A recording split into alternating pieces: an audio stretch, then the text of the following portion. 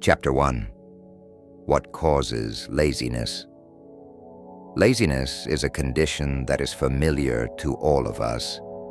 It can manifest itself in many different ways, from putting things off to not wanting to do the things that once inspired you. But what is behind this feeling? The first thing to look at is fear. Fear of failure can paralyze our actions.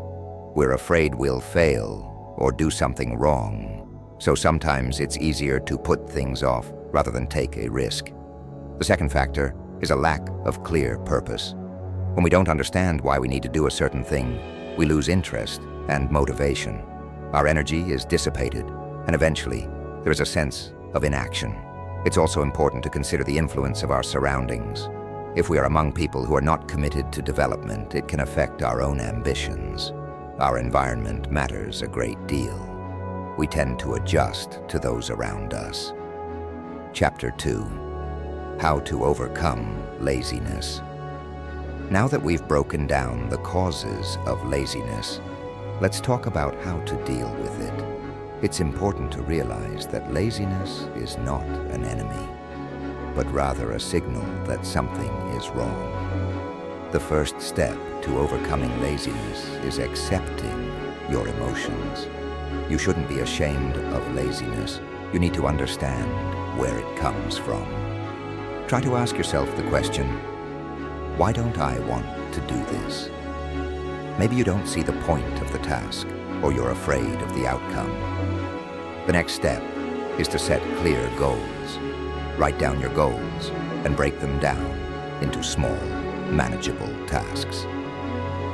For example, if you want to start exercising, don't set a goal to run a marathon right away. Start with short jogs, gradually increasing the distance. This will help you see progress and motivate yourself. It's also worth developing the habit of taking action. Start small. Carve out 5-10 minutes for an activity you've been putting off. Often the first action is the hardest. Once you get started, the process will go easier. Chapter 3. How to stay active and not get lazy. To keep active and not revert to laziness, you need to create the right atmosphere and habits.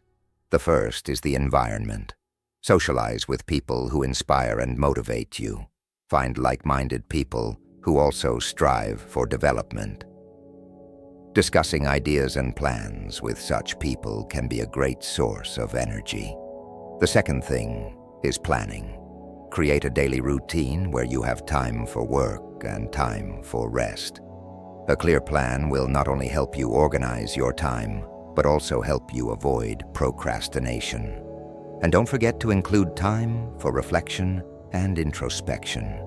It's an important part of Stoicism. Third, self-discipline. Use techniques that help build willpower. For example, the 5-second method. If you feel the urge to do something, count to 5 and act. This simple technique will help you overcome internal resistances.